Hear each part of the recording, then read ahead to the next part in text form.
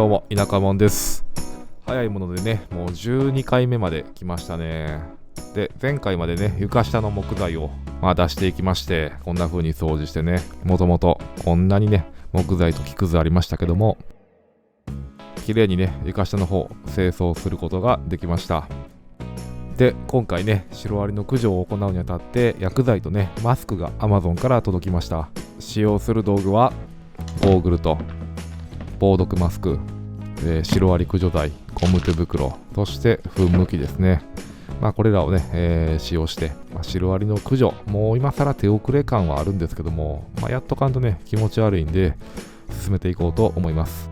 そしてね、いくらかかったかっていうのをね、先にお話ししておこうと思います。シロアリミケブロックね、駆除剤ですね。こちらが Amazon で8000円。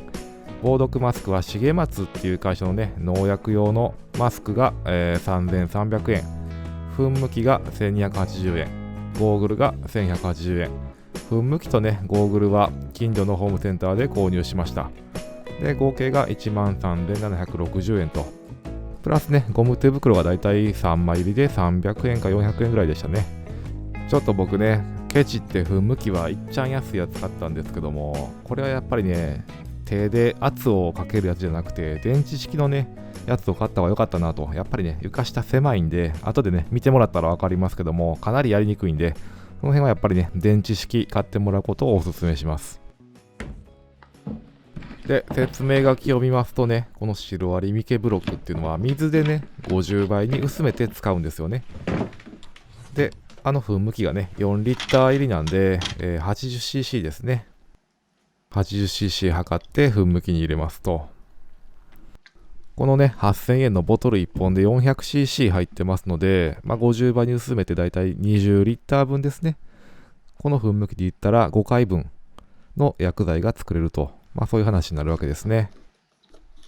で、このね、シロアリミケブロックっていうのはネオニコチノイド系っていう比較的ね、人体に害の少ないものを使ってるそうで、こんなにね、大層なマスクをつける必要あるのかなっていうのを思ったりもしたんですけども、過去にね、凄まじい物置を掃除してね、咳が止まらなかったっていう経験があるので、用心して、一応ね、農薬用のマスクをつけて作業をすることにしました。ちょっとね、映像では見にくいと思うんですけども、乳白色っていうかね、白い液体に変わります。で、まず手始めにね、物置の方から、どんな感じかなっていうのをね、やっていこうと思います。もうね、手で圧をかけるタイプなんで、もう一日中ね、僕これをシコシコやってましたよ。もう最後にはね、検証になるかなと思ってね、もうやっぱ電池式買うべきやったなと、もうこの時点で思いました。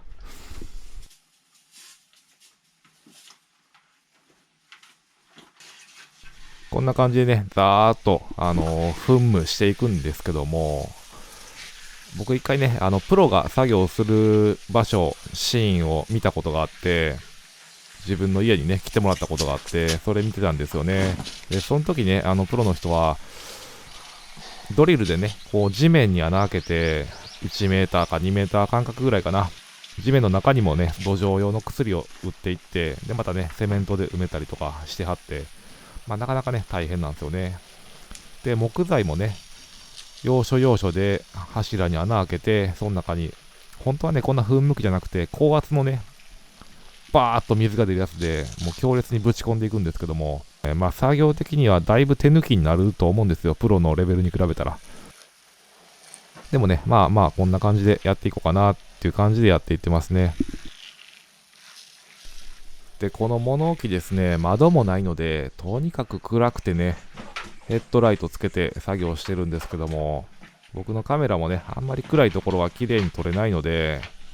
編集ソフトでね、無理やり明るくしてて、ちょっと画質的にね、荒くなっちゃうけども、その辺はね、ご容赦ください。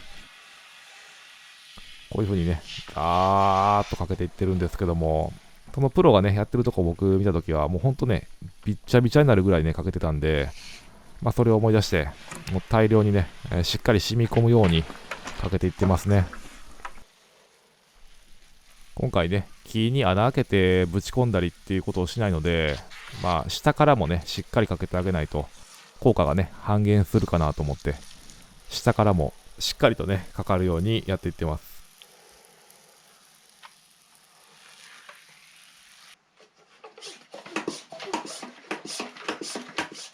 こんな感じでね、ひたすらにシュコシュコしながら作業してますね。もう右手はもうほんとね、ずーっとシュコシュコしてますよ。こういう広さがあるところでは。4リッターっていうのもね、まあ持ち運びにはちょうどいいぐらいの重さなんですけども、狭い場所でね、作業してると4リッター意外とね、すぐなくなっちゃうんで、このね、補充に床下からまた這い上がってってことを考えると、まあもうちょっと大きいやつでもよかったかなと。まあ今更ね、言うてもしょうがないんで、まあこれでね、作業の方を進めていこうと思います。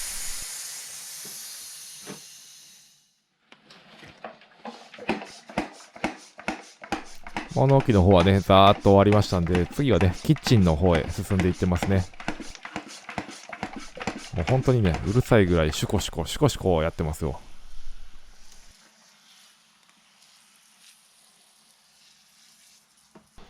で、こういうね、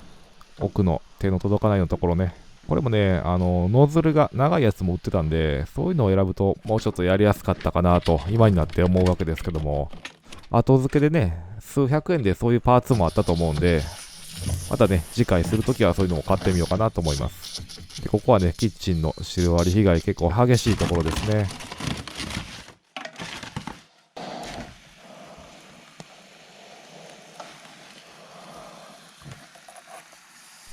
でね、結構スーハー、スーハー言うてますけども、このね、重松の農薬散布用マスク、これ本当にね、気密性が高いもので、もう逆にね、ちょっと息苦しいぐらいのレベルで、ちゃんとね、防御してくれてるなっていう感じがしますね。ただね、フィルターは取り替え式で、その塗装用とか、本当に毒を扱うやつとか、今回の農薬用とか、いろいろあってね、それによって結構変わってくる可能性もありますね。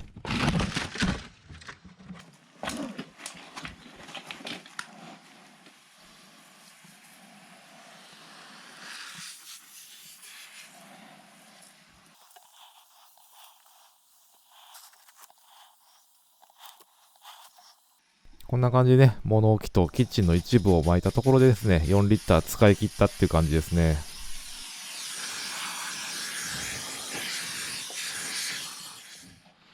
このシロアリミケブロックね、400cc 入りなんで、1回あたりね、80cc 使います。合計ね、5回分、この噴霧器で5回分しかないので、残り4回です。ちょっとね、早々に1回使い切ってこんなに減るんやと思って、足りるかなっていう気になってきましたね。でこれね、めちゃくちゃ慎重に歩いてますけど、ゴーグルがね、曇るんですよね。こうベンチレーションっていう、まあ、空気穴ついてはいるんですけども、結構ね、曇り激しいので、足場悪いとね、怪我しやすいので、まあ移動にはね、結構気を使いましたね。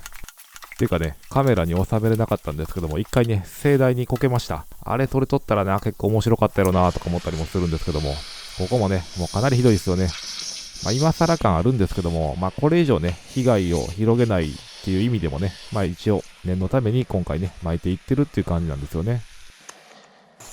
今回ね、改めて床下ね、じっくり観察しながらこうやって巻いていって思ったんですけども、床塚はね、意外と被害ないんですよね。被害が集中してるのはやっぱりね、家の土台とか、家の外回りっていうかな。その四方がね、結構やられてるなと。まあそういうのが分かりましたね。またね、後で、まあ、かなり被害ひどいところお見せできると思いますので、ここもね、ちょっとね、作業をサボって床板剥がしない箇所なんで、こうやって潜って巻いていってますね。こういう箇所になるとね、本当にね、シュコシュコするのがね、ほんと大変なんですよ。こういう風にね、顔を近づけてやってると、しぶきがね、跳ね返ってくるんで、やっぱりね、ゴーグルとマスクあった方がね、確実やなと思いましたね。まあ、ひたすらね、こんな感じで、床下、バーっとね、木材にミケブロック振りかけていってますね。まあ、この辺はね、床板剥がしてあるんで、本当にね、作業自体はやりやすいんですよ。ここはね、玄関の上がりかまちの下のとこですね。下の方はね、結構綺麗なんですけども、上がりかまちがね、不思議と被害受けてるんですよね。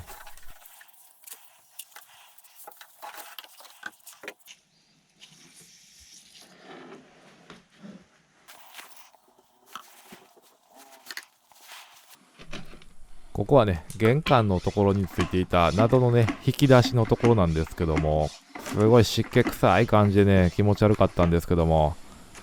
これ巻いてあげるとね、なんとなくこう、快適感、爽快感をね、感じることができました。おそらくですけどね、ムカデとかもね、これで駆除できると思いますので、安心感出ますよね。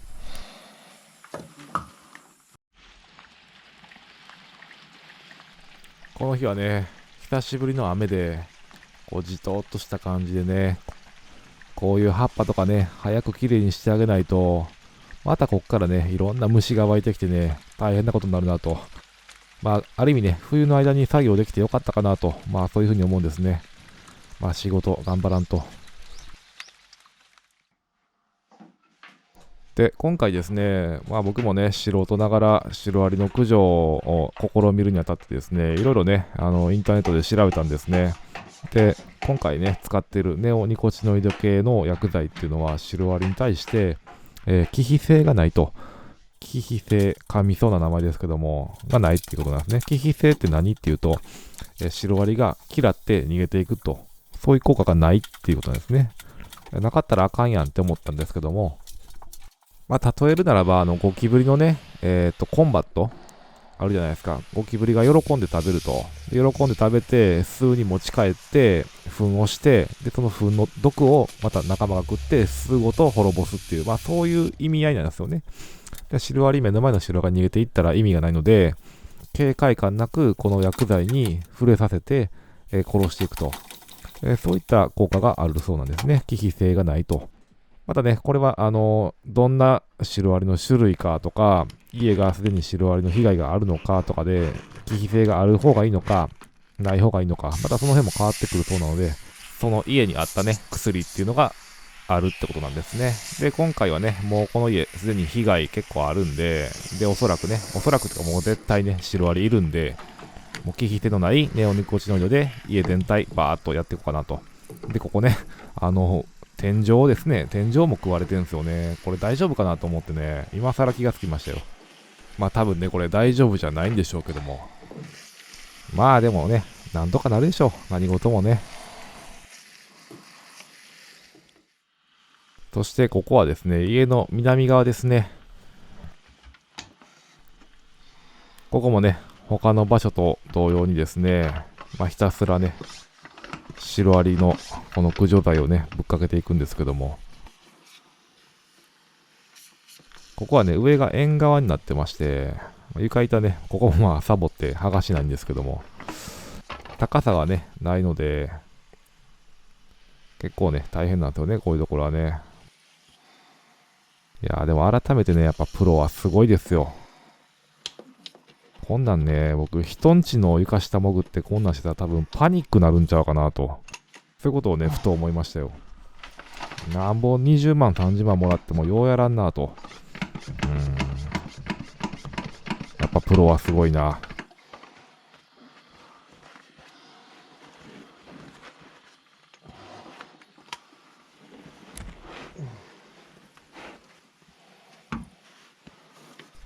で、これ僕ね、右手で左手こうやって押さえてますけども、だんだんね、もう腕がだるくなってきてね、なかなかな重労働ですよ、これは。これに加えてね、プロの人は、インパクトでね、木に穴開けて、その中に薬剤入れて、で、そのね、穴を木の線とかでまた蓋していくわけですからね、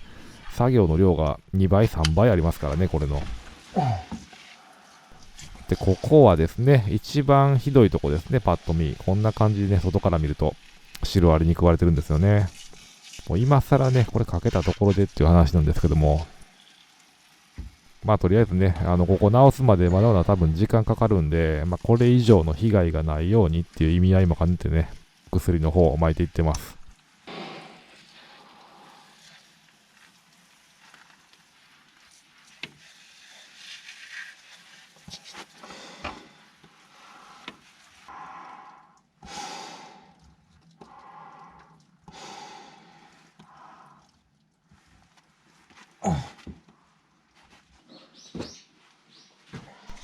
そしてこちらですね、北側の部屋に移ってきました。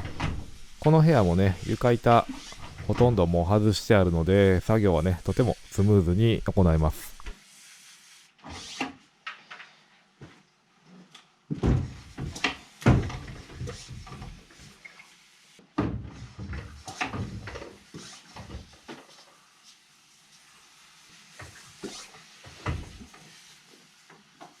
で、この辺りですね、北側の方、一番北側になるんですね、家の中でね。やっぱ湿気がね、溜まりやすいんでしょうね、この辺はね。こんな風にですね、すごいね、もう食われっぷりなんですよね、この辺りね。もう気持ち悪いんでね、もう床下どころかもう上から全部バーっとかけていってます。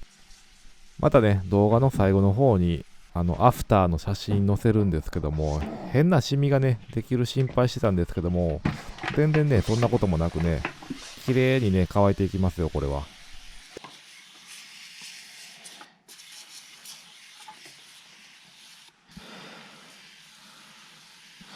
もうマスクがね、すごい気密性が高いので、ちょっとしたね、酸欠状態で、しかもね、ゴーグルも曇りまくってね、半分ね、意識朦朧としながらね、この辺作業してますね。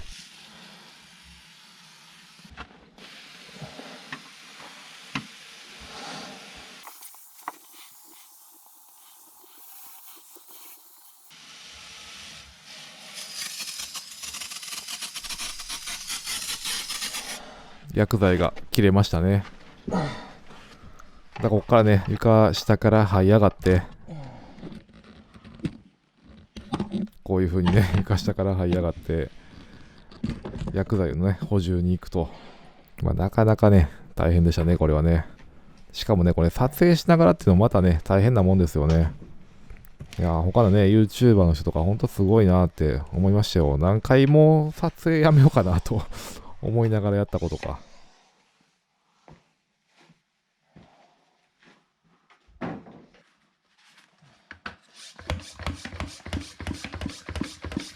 ついでにね、ちょっと休憩してきて、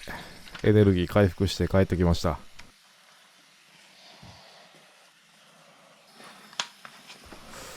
こんな感じでね、引き続きバーってやっていきますね。これ、北側なんでね。北側で結構ね、この土台とかも被害あるかなと思ったんですけども、思ったほどって感じですね。僕が気がついてないだけの可能性もありますけども、こんな感じでね、下からもたっぷりとね、かけていってあげて、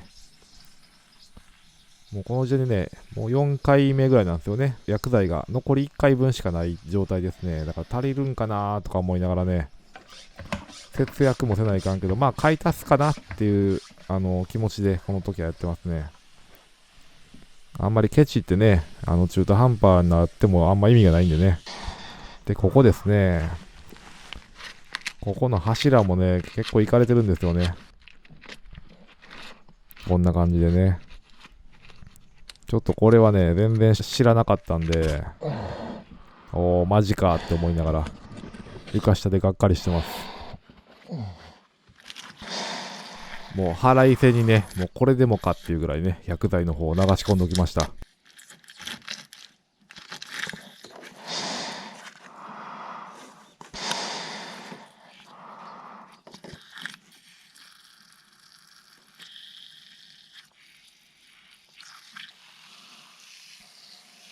あとね、もう少しなんでね、もうここは根性で、なんとかやっていってますね。この辺もね、ノズルでこすると結構ね、木が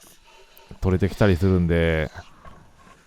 全体的にね、もう食われてはいるんでしょうね。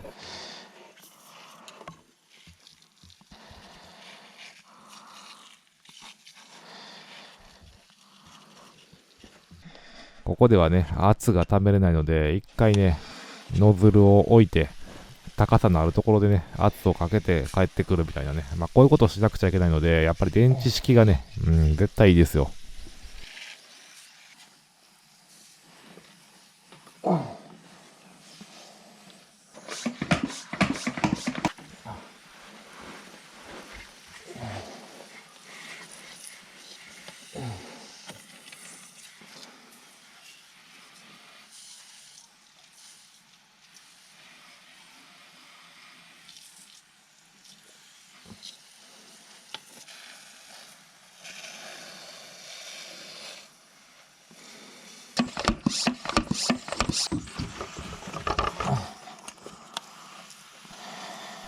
効果があるのかないのか知らないですけども、木の根っこにもね、ついでにかけときました。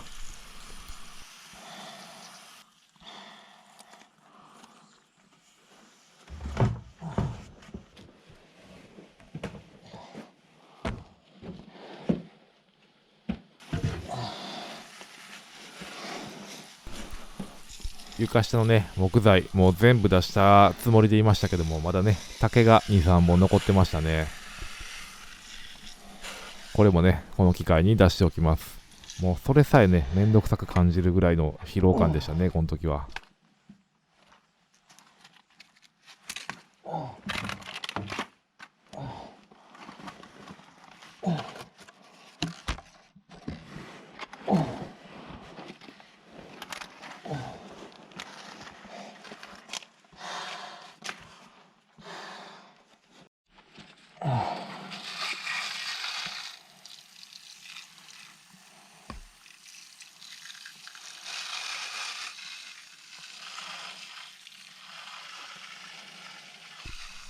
この箇所、ちょっと音が違うの分かりますかね。こうやってね、薬剤かけて、今までとね、音が違って、こうなんか違和感感じたんですよね。で、こう触ってみると、やっぱりね、シロアリに食べられてるわけですね。こう音の感じとしては、まるでね、紙にね、水をかけてるような、パラパラパラっていうね、軽い音に変わったんですよね。そういうところはね、もうやっぱ木が、こう密度がね、下がってるってことなんでしょうね。もうここもね、腹いせに、これでもかっちゅうぐらいね、やっときました。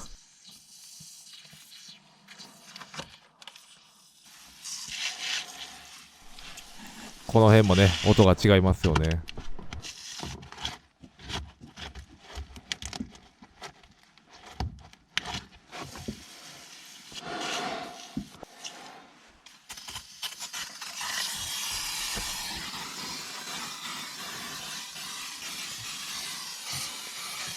次の1回分でね、薬剤は最後になりますね。まあでもね、家の方はほぼほぼ終わりなんで、まあ 400cc で、まあなんとか足りたかなって感じですね。まあ天井とかね、やりだしたらもう1本、もう2本って感じですね。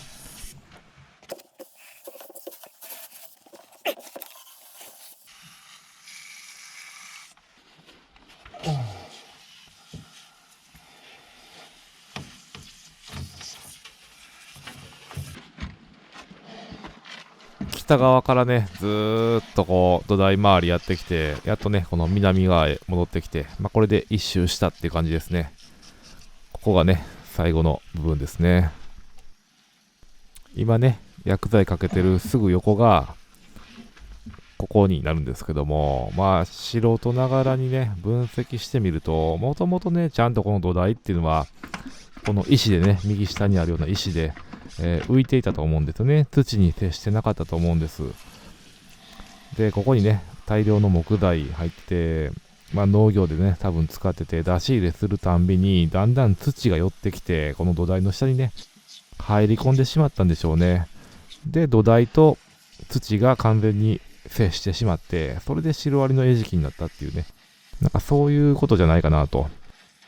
丸一日ね、床下潜ってやってると、そんなことも考えてきますよ。